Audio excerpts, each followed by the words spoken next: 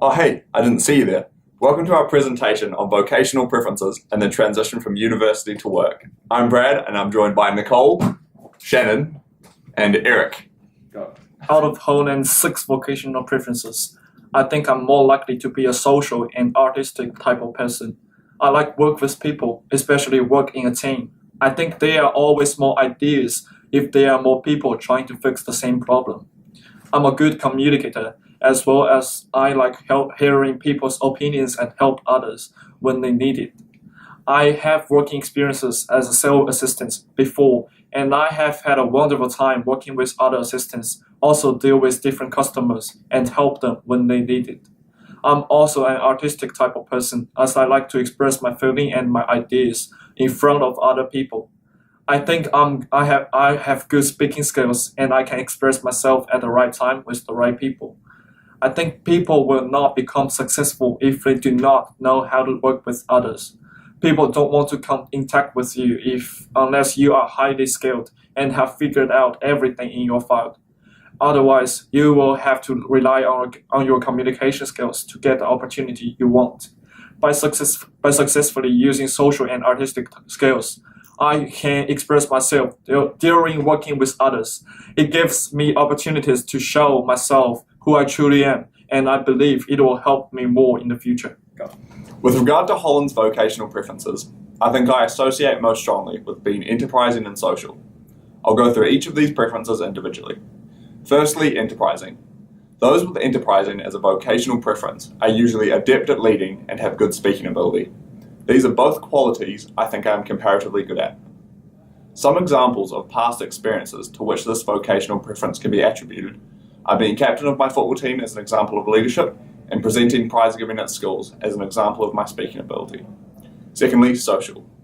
Those who are social are usually interested in human relationships and want to work in helping capacities, and this seems applicable to myself. I've always found that the social aspect of work has been a constituent which I've enjoyed a lot. An example of this is interacting with parents or children during coaching, which I do for work. With reference to helping, I find great pleasure in teaching and developing children the skills to play football, but also in trying to develop them into good human beings. With reference to the other 4 vocational preferences, realistic, investigative, artistic, and conventional, I feel that there are some components with which I can relate, but not enough to make a strong argument that I'm that way inclined. Enterprising and social are definitely the 2 which my attributes and preferences relate to most strongly. Out of Holland's 6 vocational preferences, I would personally identify myself as the artistic and investigative type. Individuals who identify themselves as the artistic type generally possess characteristics including being creative, imaginative, independent, and they enjoy performing. An example of that connects me to these vocational preferences is my background in drama and stage performances. I have performed in multiple plays as one of the lead characters and had a great time during the rehearsals and the performances themselves. The second vocational preference I identify myself to be is the investigative type. People who identify themselves to belong in this preference like to research, experiment, and ask questions.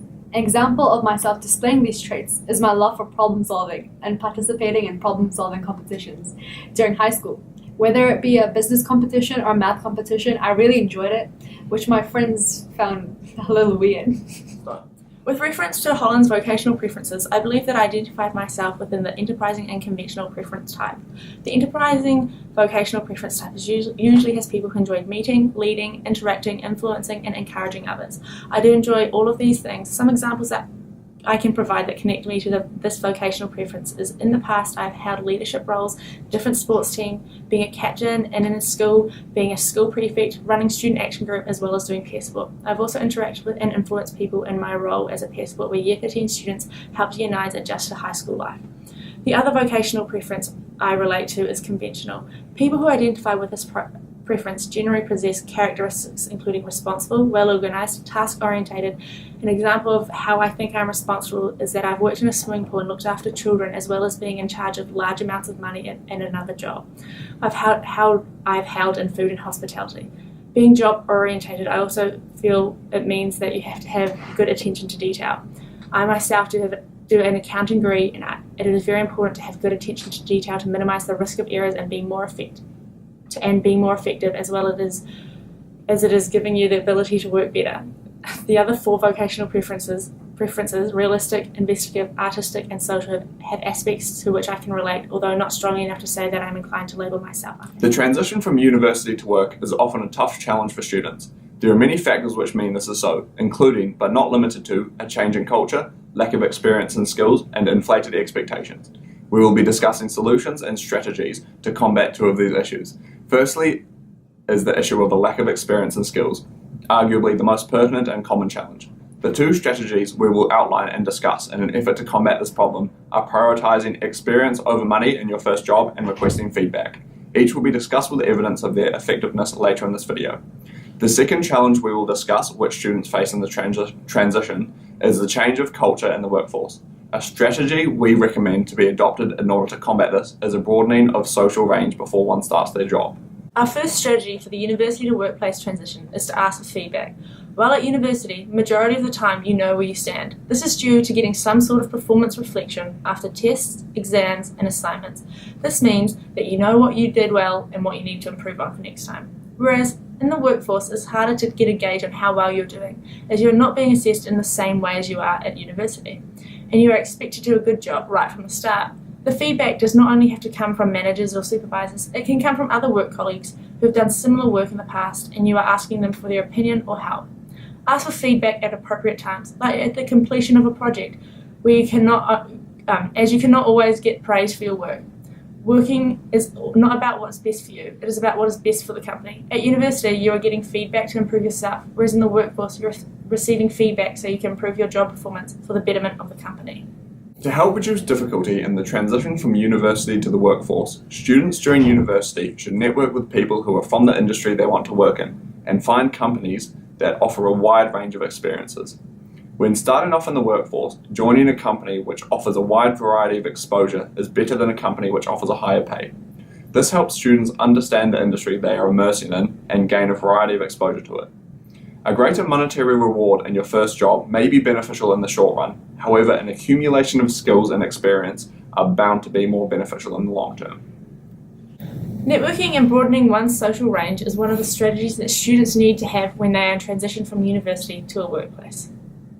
Having a good network of interpersonal relationships is always going to help you work in a company with a large variation of people. A variation of personnel always leads to better decision making. One person usually looks at a problem from a single perspective. We need people to discuss various issues and evaluate different ways to reach solutions, which benefits not only the employees but the organisation as a whole. Employees as a collective can bounce ideas around more effectively than an individual. So in order to work effectively in a business context, it is pivotal to learn the skill set required in order to broaden one's social range. An individual working alone is overburdened and finds it difficult to finish tasks within the deadline. Support of fellow workers is important. You just can't do everything on your own. An individual needs help from fellow workers to complete tasks in time and achieve better results. So having a broadened social range and subsequently an effective interpersonal network is going to help students transition from university to work. To conclude, while the transition from university to work is difficult for many people, it is manageable if one adopts strategies in order to overcome complications. We've discussed 2 main problems during this transition, namely the change in culture and potential lack of experience and skills. We've chosen and examined some strategies to remedy these problems. With regard to the change in culture, we have referenced broadening one's social range to facilitate ease in the transition. When talking about lack of experience and skills, we discussed asking for feedback and prioritising gaining experience over short-term monetary gain.